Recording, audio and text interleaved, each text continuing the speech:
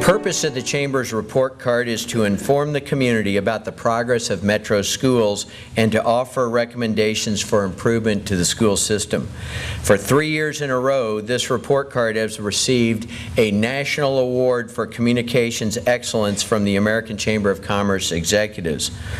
An excellent public school system will drive the future prosperity of this entire region and our city.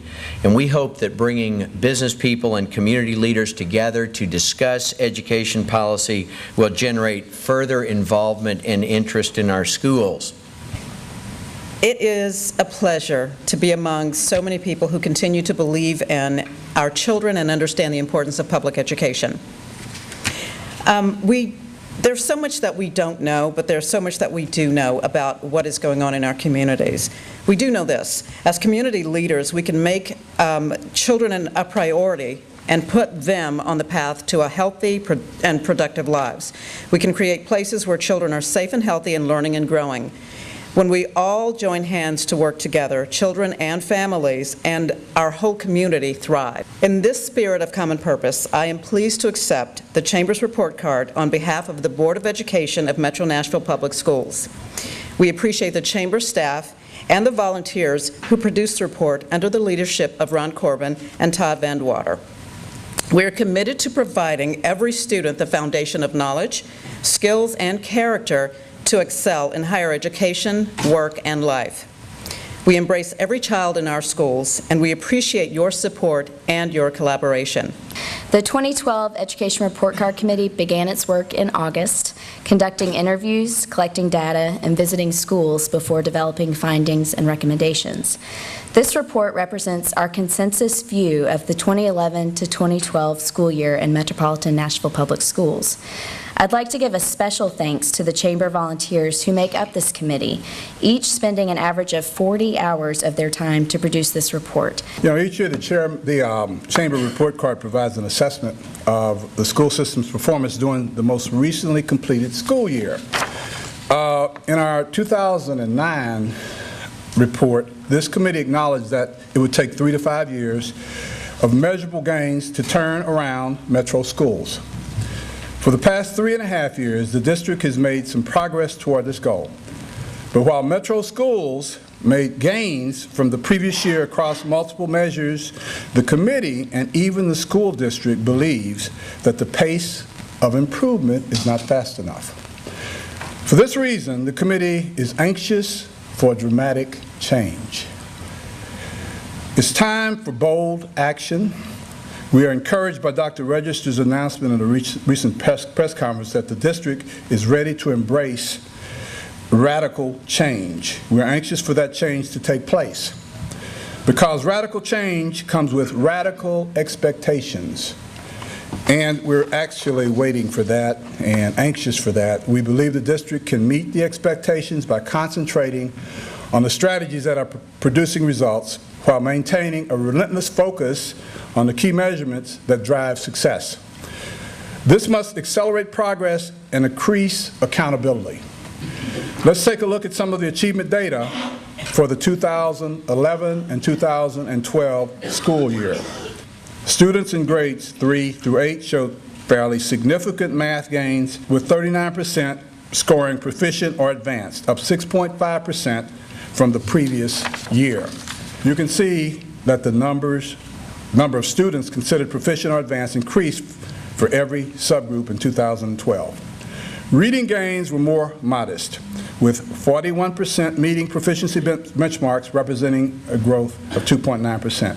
As you all know, comprehensive reading skills are extremely important, and if a child is learning to read in 3rd grade as opposed to reading to learn, they're going to have problems and struggles moving forward. Still, the district, serving nearly a third of the state's English language learners with a student population that's 72% economically disadvantaged, we're pleased to see all subgroups improved in grades 3 to 8 math and reading.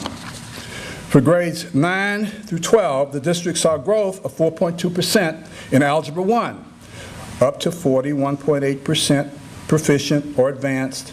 In this area, most subgroups improved, with the exception that students with disabilities remained flat at 22%.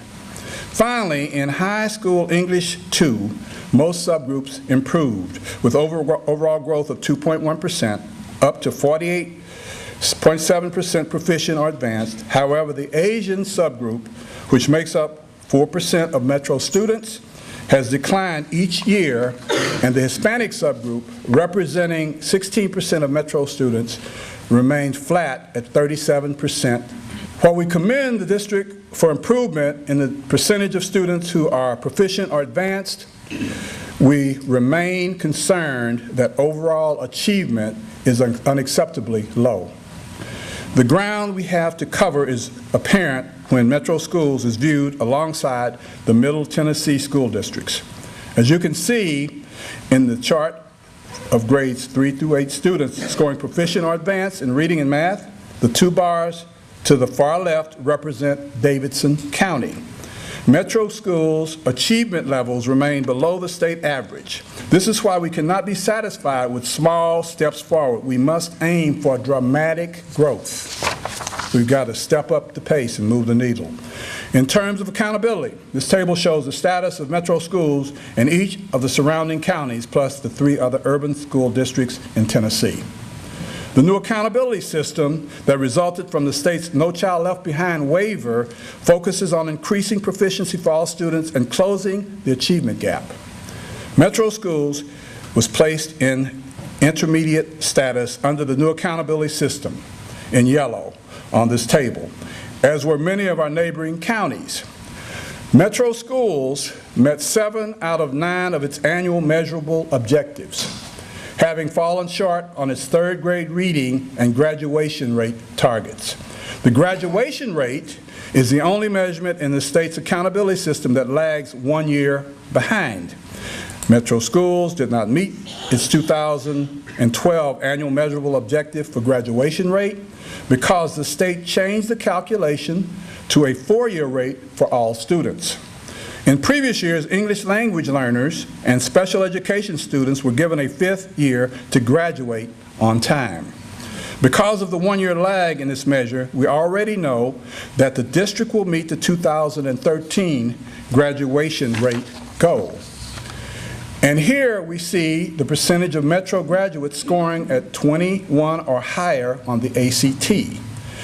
The percentage of students making at least 21 on the ACT has moved up by 1 percentage point each year, from 27% in 2010 to 28% in 2011 to 29% in 2012. This incremental progress is important. ACT is a difficult measure to impact since it assesses skills learned over a number of years. Still, this measure means 71% of Metro students are not meeting this college and career readiness benchmark. At this rate, it could take up to 2 decades for Metro Schools to reach its goal. Each year, the committee offers commendations recognizing the hard work and dedication of teachers, principals, and staff across the district. While test scores are not increasing quickly enough, nearly every measure and every subgroup did experience some improvement in 2011 and 2012 over the previous year. The district has already met its graduation rate target for next year, achieving a rate of 78.4% in 2012. Even more encouraging is the fact that both the 2011-2012 4-year rates exceeded the 2009 rate of 73.1%, which was based on a 5-year calculation. We're especially pleased to see how far the district has come on this measure over the past 8 years, up from 58.2% in 2004. A few years ago, high schools were considered by many as a weak link in Metro Schools, but this is no longer the case. In July 2012, 7 of the academies of Nashville received national accreditation from the National Career Academy Coalition. Very few communities across the country are implementing academies in every zoned high school for every student, as Metro Schools has done. A few programs have the level of business and community support seen in Nashville. In July 2011, Dr. Register created an innovation zone that looked at the district's 10 lowest performing schools and implemented aggressive strategies to turn them around. In August 2011, Dr. Register created a network of high-priority, highly effective principals to help improve student achievement, growth beyond the walls of their own schools by mentoring other principals.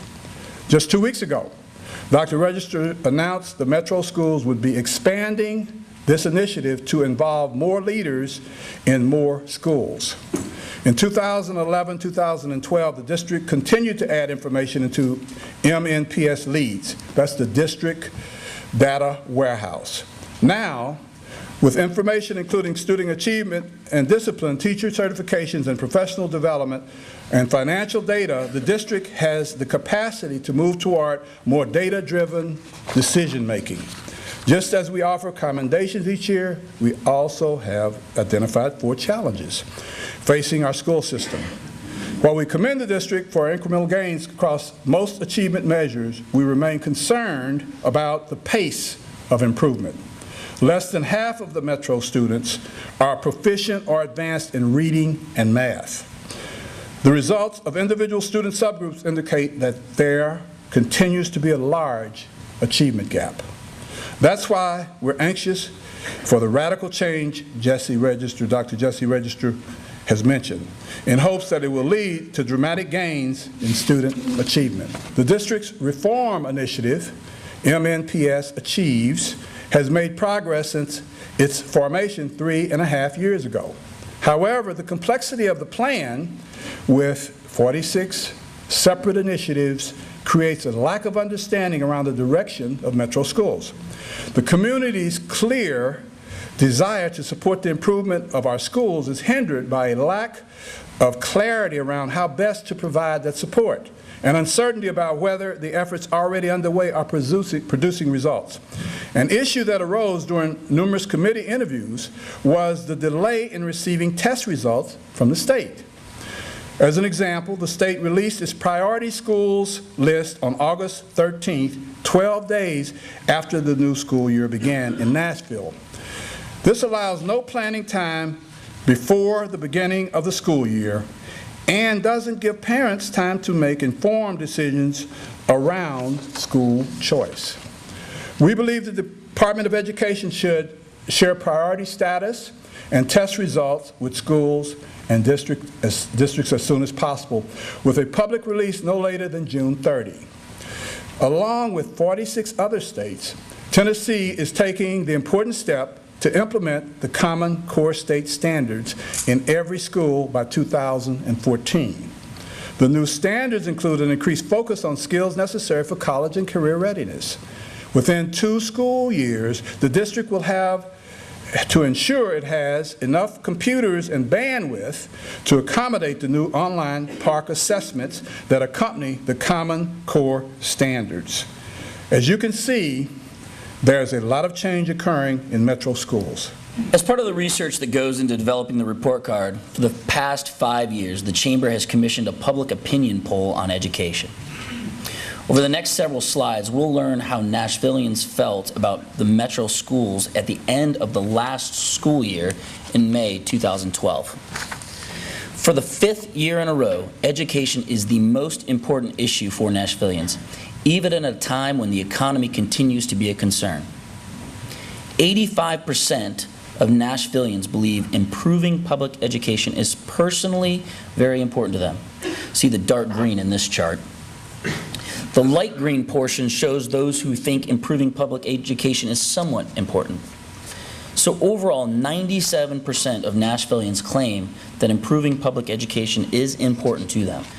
The rating for elementary, middle, and high schools all decreased slightly from the previous year, while the rating for the overall district increased slightly.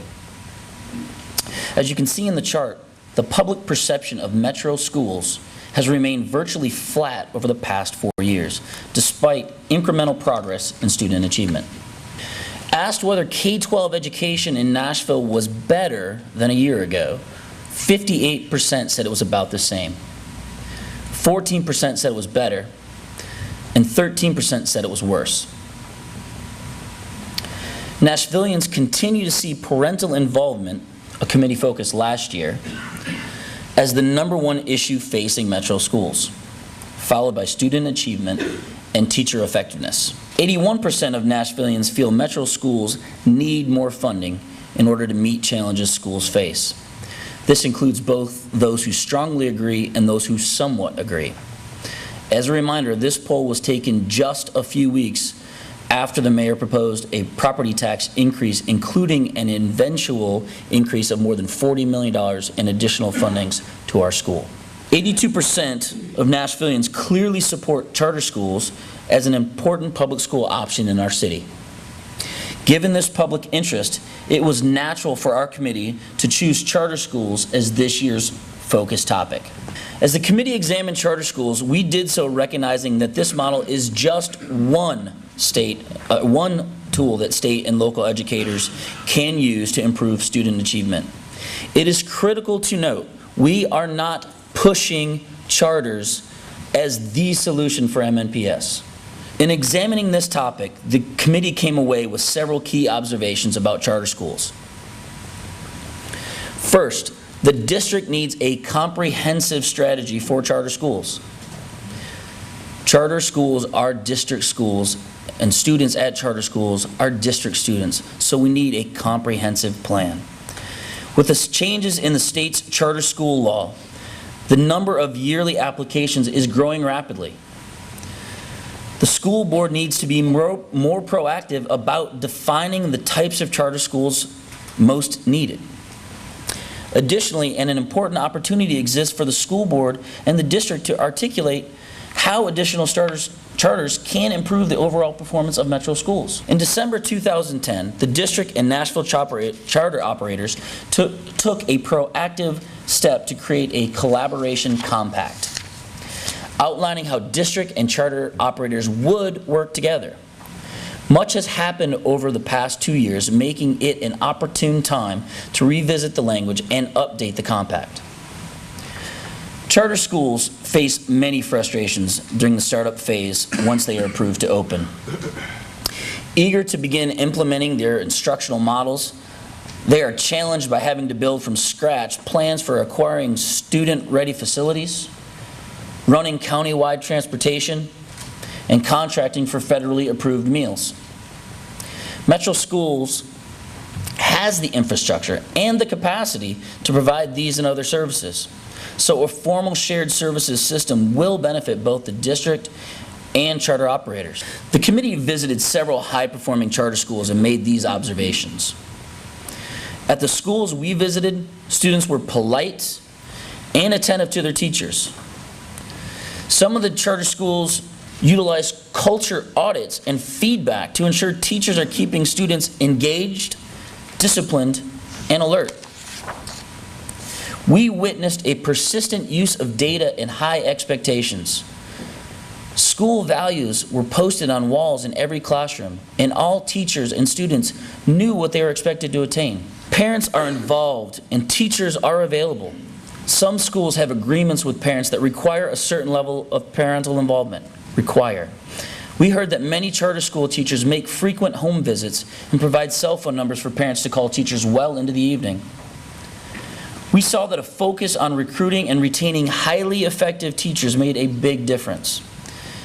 We heard that longer instructional days can accelerate performance gains if the content of the additional hours is specifically designed to increase achievement. Charter school teachers who spoke with the committee emphasized the need for differentiated instruction, understanding where students are and knowing the specific skills they need to get them to the next level. Finally, we heard that, quote, demographics don't determine destiny. A direct quote from one of the charter school leaders we visited. In looking at some of these schools' test results, it is clear that we now live in a no excuses educational environment. Finally, holding charter schools accountable for performance requires a willingness to close underperforming schools. Charter operators understand the consequences of underperformance and the limited number of years to show improvement. The committee's hope is that these 5 recommendations, when implemented, will accelerate progress and increase accountability in Metro schools. The district needs a laser focus on the key measurements that drive success in every classroom. Ultimately, it is the school board's responsibility to decide what those measurements are, and it is for this reason that we recommend the school board develop a dashboard to review progress on key performance measurements at their regularly scheduled meetings. This will help ensure that academic performance and growth are top of mind for our school board, helping drive discussions at each business meeting, and it will provide regular public access to these important measurements. We recommend that MNPS create and implement a comprehensive strategy for integrating charter schools into the district as a step towards creating an overall strategic plan that clearly connects all reform efforts. One overarching theme from the committee's research was that Metro schools currently lacks a strategic plan. We believe creating a district plan for charter schools could serve as a step towards creating an overall strategic plan that incorporates all reform initiatives. Metro Schools has an opportunity to provide valuable, efficient central office services to charter school operators. Offering shared services to charter schools will provide revenue to the district and will allow charter leaders to focus more attention on their instructional programs. In this area, the committee sees an opportunity for Metro schools to make a difference relatively quickly. That is why the committee recommends MNPS develop a system to offer shared services for charter schools as a way to increase efficiencies and cost savings. The district's innovation zone was created to turn around its 10 lowest performing schools. The IZ is showing positive results in its first year of operation, and other districts in Tennessee are beginning to consider the model.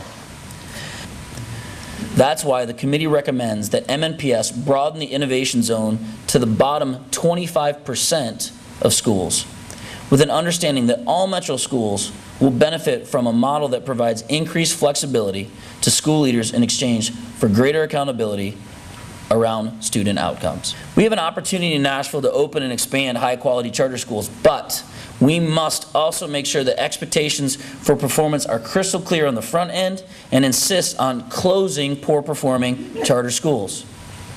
That's why the committee recommends that the Tennessee General Assembly amend state law to implement a default closure mandate for charter schools that are placed on the state's priority school lists for not meeting performance standards. This mandate would mean that if a charter school is on the state's priority list for failing to meet performance benchmarks, it would automatically close at the end of the school year.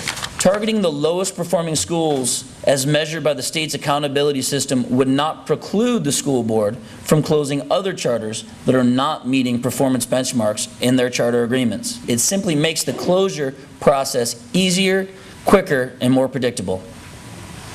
By holding schools accountable for performance, the school board can help ensure that the entire school system continues to improve until every student is given what Metro Schools promises in its vision statement: the foundation of knowledge, skills, and character necessary to excel in higher education, work, and life.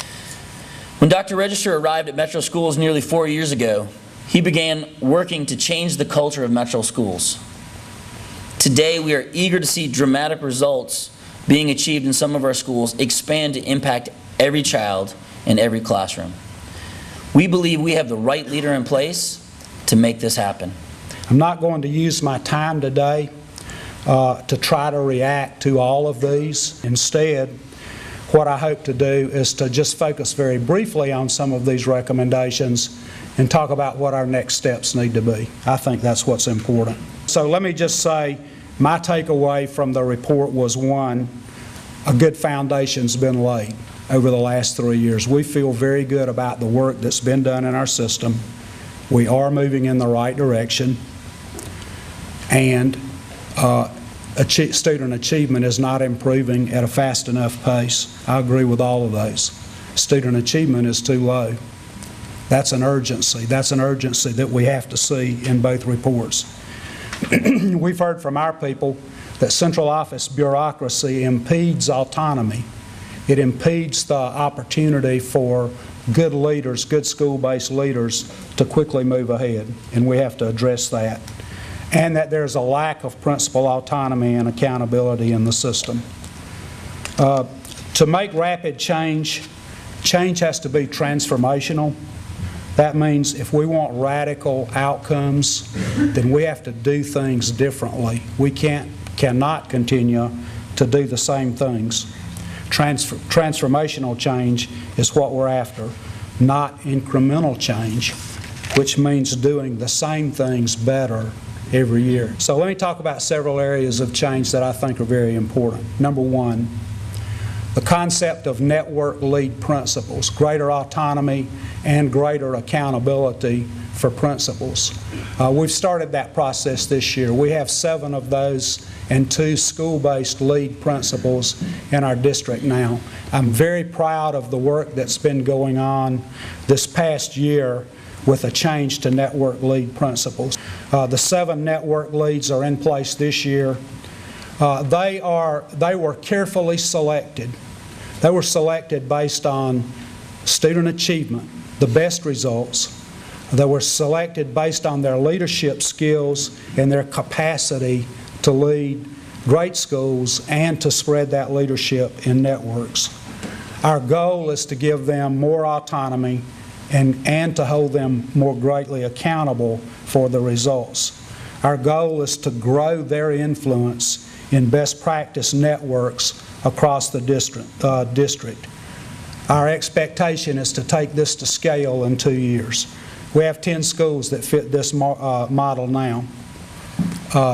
We do not believe that you should take the best leaders out of the most important jobs. Let's leave the best principals in place, running schools and leading networks of other principals.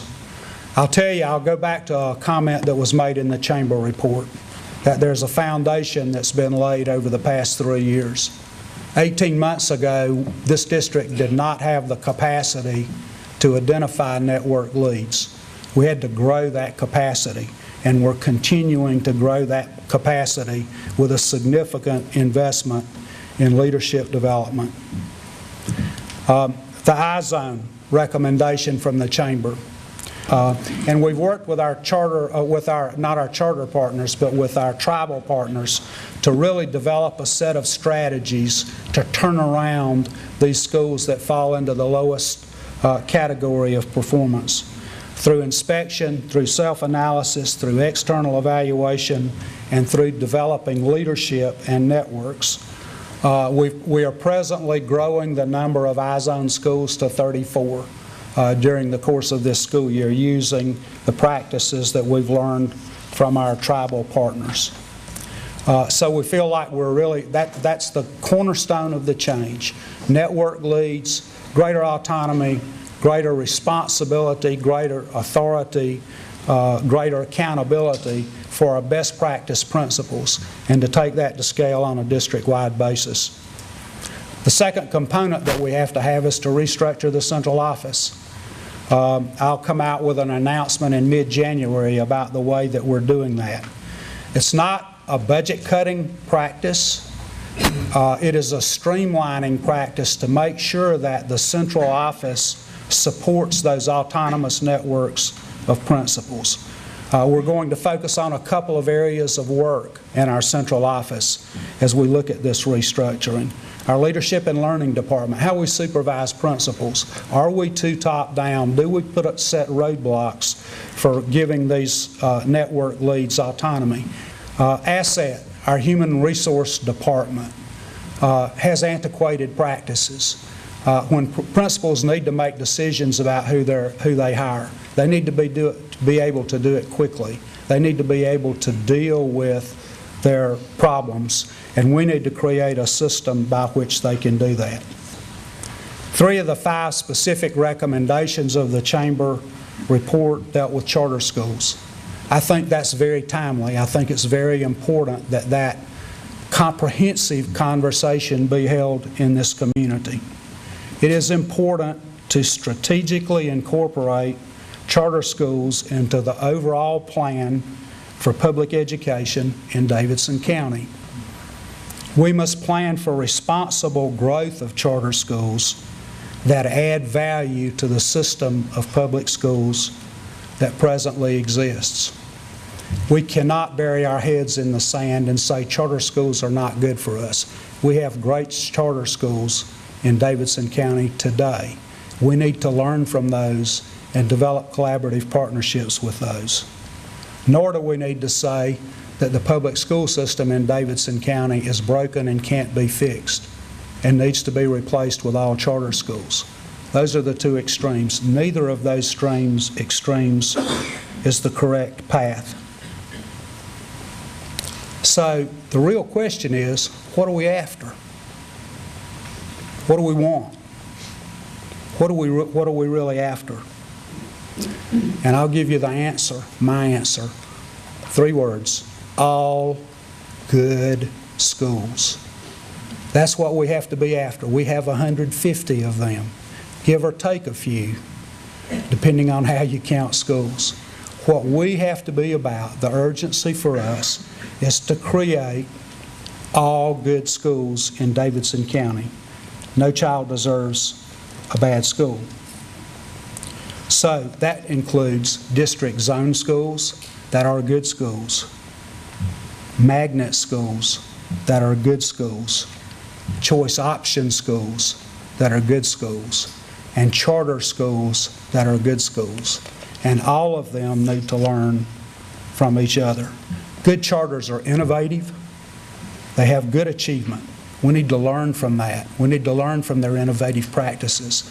I want our network leads to learn from those charter principals who know how to be autonomous and how to drive that. We need to learn from those. My expectation is that we have no mediocre charter schools. We are successful when they all knock the top out of the charts. District needs to learn from that. I think we have something to offer charters also. Dean Candace McQueen and I started just a few weeks ago regular leadership meetings that pulled together network lead principals and charter leaders. We were very pleased with that first meeting, and the group decided to continue those on a regular basis. I think we need an effective leadership collaborative that embraces these people, and I think that's the key to getting us to the place where we have all good schools. The school board's got to react to sweeping changes in state law and the resulting increased responsibility placed on local boards of education in this state. We have to work to understand the state laws and the way they've changed, and to clarify those state laws as a part of the Chamber recommendation recommended. And we have to develop those strategies, still to be developed, that incorporate added value as we incorporate charters into a strategic plan. I want to jump to another topic now that's off my prepared remarks, but I'll mention it anyway. The Chamber report card talked about increasing results. We've got to focus more on results, outcomes, if you will. We had a really good school board work session last week, and we talked about my evaluation. We talked about the director's evaluation, and a takeaway from that meeting was that the evaluation system that's been very thorough in the past was very heavily weighted toward process and less weighted toward outcomes. And the board decided at that time, and I agree with this, that it needs to become more balanced, that it needs to be a balance of process and a balance of outcomes. And we're working to do that now. I think very consistent with Chamber recommendations. I believe the school board will develop as a cohesive leadership group. I think it will be an outstanding Board of Education. In my years, I have never seen a board turn over to the extent that this one did with new members and be faced with the challenges it's been faced with in the last 6 months. So I commend them and look forward to continuing to work with them. Now, back to the main topic. How do we accelerate student achievement? And I want to mention a few other keys to success. The ones I've mentioned I think are significant, but I want to mention a few others. Some people have advised me not to talk about this, but I'm going to. First, recognize the diversity in our schools and community as an advantage, not a liability. That statement that I've made before,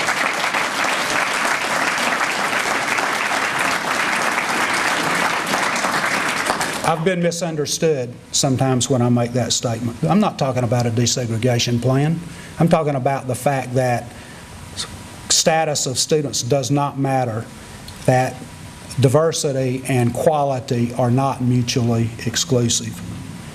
We just need to make good, effective decisions that recognize the diversity that already exists in our community and to make that successful as a part of our school system and in our community. Let me give you a specific example. Closing the achievement gap, improving academic achievement. It looks different in this community than many others because the great majority of the children in the public school system in Davidson County fall into one of those gaps. When we talk about closing the achievement gap, we're talking about increasing student achievement for the great majority of the children that we serve. We have to make smart decisions about things like the location of schools, and we have to make smart decisions about access to quality teachers and leaders. If we're going to have all good schools in our diverse community, we have to eliminate gaps in quality of teachers and quality of leadership in our district. And that's what I mean when I talk about let's recognize the diversity that we have across our district. Desegregation is not our issue. It's providing quality across the board. Example of issues that we have to deal with. If we're going to eliminate the achievement gap, we have to eliminate the digital divide. 44% of the children in our school district go home and do not have access to the internet. We're ready to make a transition to digital learning. How can we do that when almost half of our children don't have access to the internet at home? We need to take that on as a community.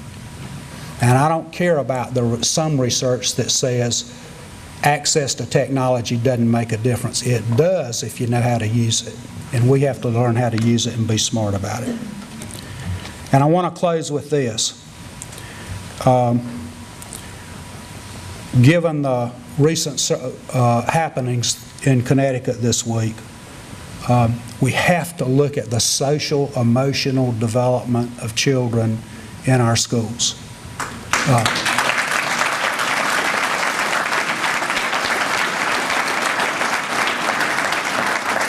We have to have safe schools.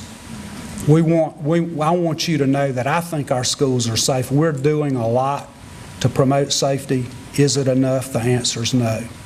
We've got to ask some hard questions in this community about how we deal with our young people and what our young people are exposed to. We've got to pay attention to the social and emotional development of all of the students that we serve. We can't let those children who have emotional disorders fall through the cracks and not be attended to. We have to do that. We have to make sure that our security procedures are in place and alive and well. There's no way to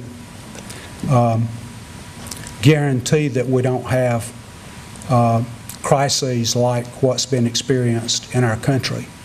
My fear is the number's growing, and we've got to change policies so that that number of those incidents doesn't continue to grow and so that it doesn't reach into our community. I want to say that we've got a great education mayor. We've had great support from the Metro Council. We've got a school board that is developing and I think will be very strong. We have a partnership that we want to build with our charter leaders in the district. I see Randy, I see Jeremy, I know Ravi's here, I don't know. All the charter partners stand up or step forward. Let's see you. There you go, Ravi, yes. Just on the ground.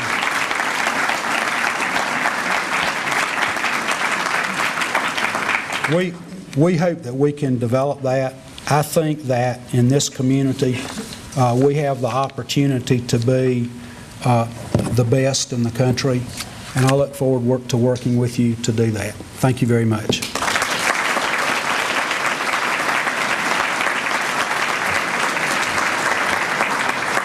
Thank you, Dr. Register.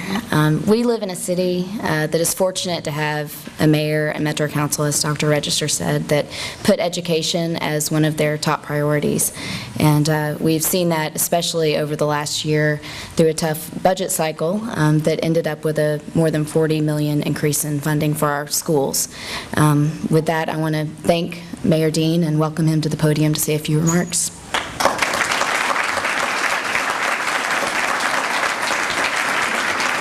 Thank you. Thank you for that kind introduction, and thank you to everybody who is here to hear about the report card. And let me also say a special word of thanks to all members of the committee, and particularly Ron and Todd, for a job well done. I think this is probably the most detailed, specific, and substantive report ever done, and I appreciate that. Let me thank the Metro Board of Education. All the members are here, and that speaks to their commitment to our schools.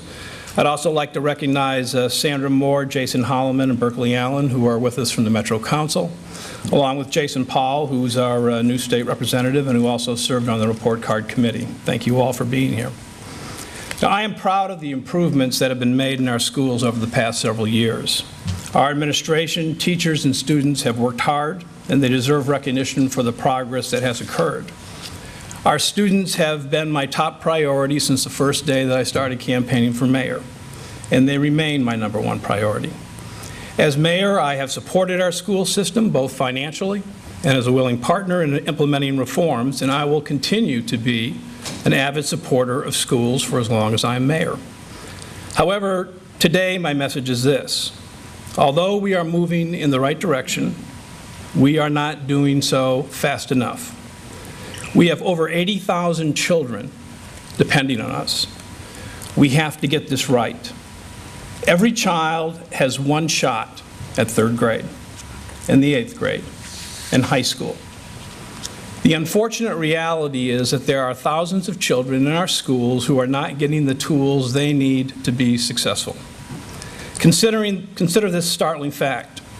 Tennessee, as a state, ranks 49th this year, 49th, in composite ACT scores, ahead of only Mississippi.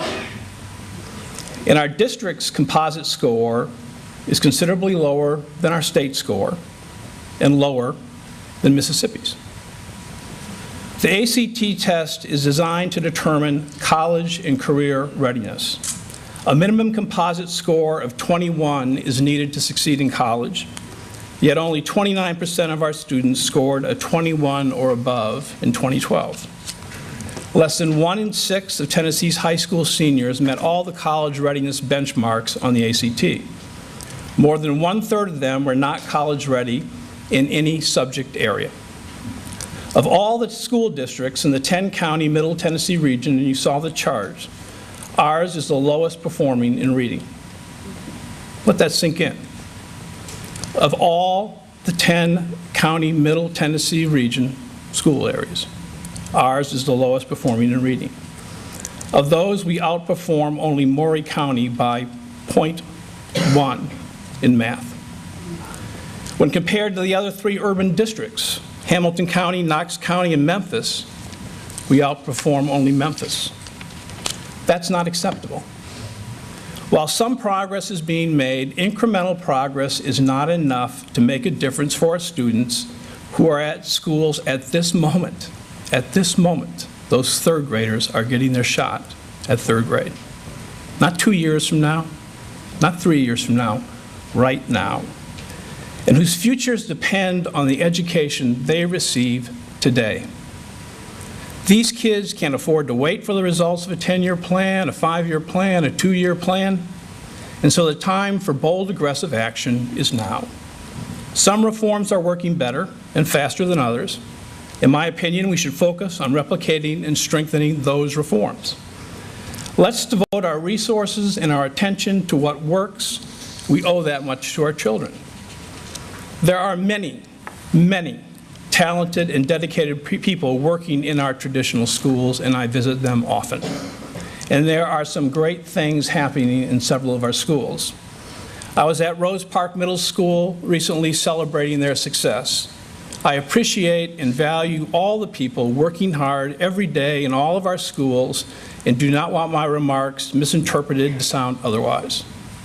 However, because the focus of the report card is on charter schools, and because you don't want to hear me talk all day, I want to focus on what's in the report card, charter schools.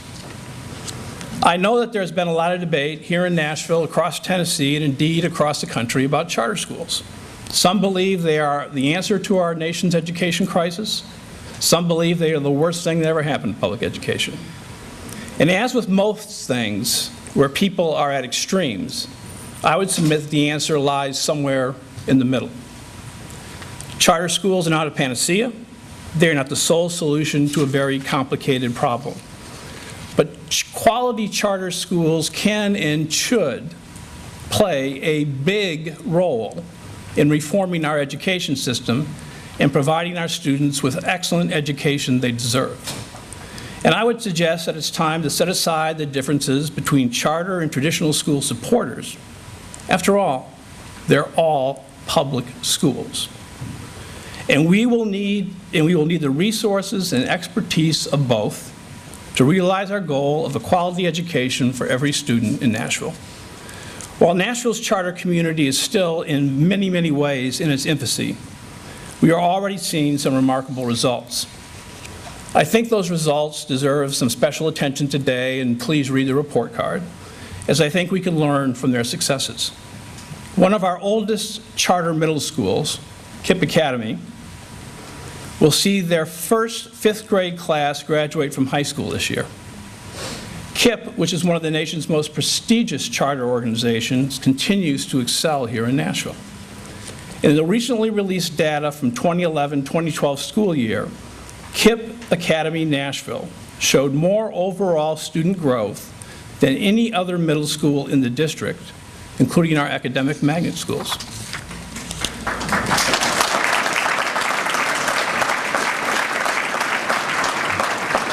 Perhaps even more impressive is the fact that KIPP Academy Nashville's 8th grade Algebra 1 pass rate was not only higher than the open enrollment 9th grade Algebra 1 pass rate in the rest of the district, it was also higher than the 9th grade rate in Wilson, Sumner, Cheatham, Rutherford, Robinson, and even Williamson County. Exceeding those pass rates one grade early is incredible. Newer charter schools have been doing amazing work too. Nashville Prep, a charter middle school in its 2nd year of existence in downtown Nashville, posted the highest 5th grade TCAP achievement result of any enrollment school, open enrollment school in our district in science, social studies, and math, and showed the highest gains of any 5th grade in the district in English. Nashville Prep scholars also posted higher TCAP achievement results in math than Williamson County's 5th graders. The average number of the inaugural class at STEM Prep, also a 2nd year charter middle school, entered 5th grade 2 to 4 grades below grade level. Yet they outperformed every other 5th grade in the district in gains in math and were 2nd in English only to Nashville Prep. I cannot emphasize this next point enough. These are schools that are serving our most at-risk population. When you hear about the challenges of educating poor students or minority students or students for whom English is not the first language, those challenges are real and they are daunting. But these schools are doing it, and they're doing it extremely well. Each of these schools serves student populations that are almost exclusively minority and economically disadvantaged. Furthermore, STEM Prep is the most diverse charter school in the state. The most diverse charter school in the state with students from 20 countries and a 73% English language learner population. Yet they are all getting the job done at an accelerated pace. That is what we need to see more of in Nashville. I could talk for hours about other charters in the district that are doing great work with our most at-risk students. Some are schools that have been open for a while, Lead Academy, for example. Some are only a year or two old, like Liberty Collegiate and East End Prep. But you will be you may be asking yourself what this has to do with our school system as a whole. With a little over 3,000 of the 81,000 children are in charter schools, the vast majority of our public school students still attend traditional district schools. So why did the Report Card Committee focus on charter schools? And why am I spending this time talking about a handful of them? It's simple. These schools are proving that the achievement gap can be closed, that every student can learn and succeed, and that it is something that should cause our entire city to sit up and pay attention. And then ask, how can we do more of it? The answer is more charters, 2, more support for the charters we have, and 3, taking the things that are working in these charter schools and implementing them in our traditional schools. I'll start with the third point, replicating in our traditional schools the practices that are creating success in our charter schools. That was, after all, the original intent behind charters, to serve as test environments for best practices. From the findings of the Report Card Committee, it is clear that the success of high-performing charter schools can be summarized into 3 areas: talent, autonomy, and accountability. These are the key things we need to see replicated across the district. Research shows that one of the most critical influences on a student's academic achievement is the quality of their teacher. And high-quality teachers are understandably drawn to and learn from high-quality leadership. The schools I have highlighted all have incredible teachers and amazing school leaders. We have taken steps in the right direction. In this year's budget, we increased starting teacher pay to bring us from 30th in the state to 3rd. We have also increased the number of Teach for America teachers in our school. Teach for America was rated the #1 teacher preparation program in the state by the Department of Education based on student achievement. And this keeps going back to that. This is about student achievement. It is no coincidence that the great charter schools I mentioned today are full of Teach for America Corps members and alumni. We need to continue to recruit great teachers and school leaders from wherever. We need to make sure that we keep the ones we have. Autonomy is another critical aspect of great schools. It's one of the reasons that quality charters excel. When the leadership of a school has the ability to make decisions for that school, whether it's a longer school day, extended school years, or something else, we're giving that school the tools they need to help specific student populations succeed and to achieve. The district has started along the path with the I-Zone schools, and we need to see more autonomy at the local school level if we're going to accelerate the pace of the improvement, and I applaud the desire to expand the I-Zone schools. And the third factor is accountability. Schools must be held accountable for their work. One of the benefits of the charter system is the ability to close a school if it's not succeeding. That was done in Nashville recently, and although it is a painful process, and I applaud the board for taking on painful decisions, it is necessary if we're going to send the message that we demand excellence from our schools, from all of our schools. And in order to move forward, all of our district schools and the district management need to be held accountable for the work that is being done. The Report Card Committee recommends a dashboard to review progress, and I agree that would be a great step in the right direction. Only by measuring our progress in an objective fashion can we make the best decisions on how to continue moving forward. And only by holding leadership accountable can we ensure excellence. And so I'd like to see all of our schools focus on 3 key components: talent, autonomy, and accountability going forward, all of our schools. As I mentioned earlier, the 2 other crucial ingredients to closing the achievement gap are more charter schools and more support for the ones we have. One simple thing we can do to make a big difference is to actively recruit quality charter schools and school leaders to come to Nashville. As the Report Card Committee noted, and please read the report, the district has a great opportunity to identify choice gaps and proactively recruit charter operators to fill those gaps, to give every one of our kids a chance to achieve and to succeed. There's no need to reinvent the wheel. I have visited charter schools across the country. There are national charters with great track records. They would have a profound effect on the students' lives here in Nashville, and particularly the kids who are most at risk. There's Yes Prep in Houston, there's Rocket Ship in California, and there are many, many others. There are also great school leaders who would love to come to a welcoming, friendly, cooperative city to open new networks of high-performing charter schools. We need to begin the recruitment process today. Our children do not have the luxury of time, and this should not be just the responsibility of the district or of the city. To the philanthropic and business community, I say this: now is not the time to stand on the sidelines. Get engaged in this process with us. Together we can make a real difference. But get engaged in meaningful reform and meaningful change that's going to move the achievement needle. And finally, the district needs to be supportive of the quality schools that exist right now. This report card committee recommended the district adopt a strategy to assist charter schools' growth, including facilities plans. And I could not agree more. The district must support the work of high-quality charter schools, starting with a real partnership to help them meet their facility needs.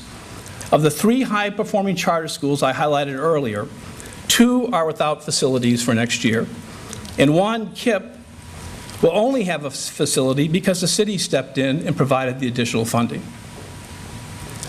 We need to find a solution to those issues, and we need to find them not in a year, not in 2 years, but in the next few months, because that is going to be first and foremost on my mind. Now is the time to move forward aggressively and truly change the educational landscape for our children. It is time to roll up our sleeves and get to work, and to work together in traditional and charter schools to solve our educational crisis. I spend a lot of time talking about our schools, about the great city Nashville is, and an even greater city it will become when our schools reach their true potential. President Kennedy said it best: we want to be first, not first if, not first but first. I truly believe we can do it, but it will take all of us, so let's get to work. As I've already said, the time for bold and aggressive action is now. Our children deserve as much. Thank you.